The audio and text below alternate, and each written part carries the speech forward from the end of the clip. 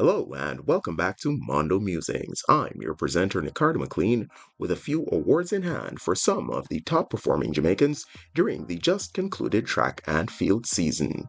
We get things up and running with the Comeback Athlete of the Year honors.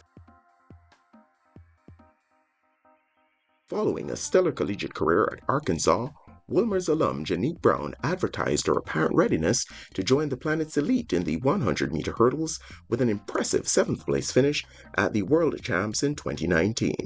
However, the pandemic and well-publicized personal problems saw the former national record holder compete only sparingly over the following 4 seasons.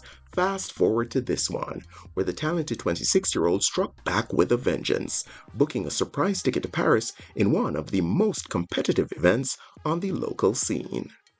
Do you agree with Janique Brown as Senior Comeback Athlete of the Year? Let me know in the comments section. Sprint hurdles ace Rashid Broadbell cops the comeback athlete accolade for the men after rebounding from the psychological blow of crashing out in the heats at last year's World Championships after entering with a top time to win a good bronze in Paris. There were apparent physical challenges overcome too, as suggested by a racing schedule that only featured 4 races, 2 indoors and 2 out, before he rode into battle at Jamaican Nationals in June. 400-meter hurdler Cheyenne Salmon, who burst through boundaries with her first ever Olympic final appearance, sub-53 clocking, and a Diamond League win, was a fair shout in this category. In the end, however, there was no looking past Tia Clayton, who most objective observers probably wouldn't have even had making the national 100-meter final in 2024.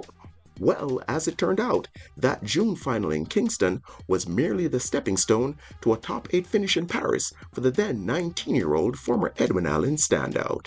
Is Tia Clayton your female breakout athlete of the year? Have your say in the comments section. Two-time national shot put champion Rajinder Campbell went from recording 3 fouls in the World Champs final in 2023 to finishing in the top 3 at the Olympics just a year later. The Kingston College alum's podium placing in Paris saw him edge Stona to the distinction of being the first Jamaican to win a throws medal in the history of the Games. The 28-year-old then put the icing on the cake by extending his own national record to 22.31 meters in early September. Olympic finalist Akira Nugent's majestic 12.24-second performance at the Rome Diamond League meeting, which reset her own national record set just 2 months earlier, was simply breathtaking. However, for sheer visceral impact, it's hard for anything produced by a Jamaican female athlete this season to quite match the seismic impression created by Nikisha Price's stunning national and Diamond League record 48.57-second blitz in London on July 20th. Fast-rising sprint star Kishane Thompson was one of the main protagonists in the 100-meter race of the season, a battle royale that saw 1st through 8th separated by just over 1/10 of a second on the sport's grandest stage. It was, though, his imperious 9.77-second performance, while noticeably easing off the gas at least 20 meters from the finish line at Jamaican Nationals over a month earlier, that wins Performance of the Year by a comfortable margin. Was Kishane Thompson's 9.77 in the final at Nationals your standout performance by a Jamaican male this past season? Let me know in the comments section. Like her former Hydel High teammate Karika Hill, 19-year-old Alana Reid mined individual gold at World U20s in Lima, braving suboptimal conditions to top a good field in a respectable 11.17 seconds. She gained some separation from the outstanding Hill, though, by also making her maiden trip to the Olympics, where she helped propel a new-look Jamaican 4x1 team to a 5th-place finish. Honorable mention here, Shanoya Douglas. Agree with Alana Reid as Junior Female Athlete of the Year? Let me know down below. A long season of hard racing may have ultimately caught up with Wilmeri and Gary Card at World U20s in Lima. Nonetheless, a sixth place finish against the fastest juniors in the world at just 17 years old is nothing to sneeze at.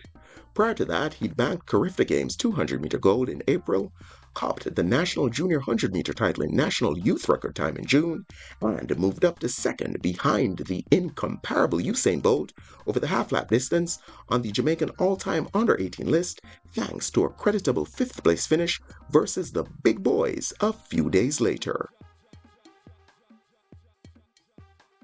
A rare down year for Jamaica's female sprint superstars sees the ultra-consistent Shanika Ricketts finally claim the premier prize.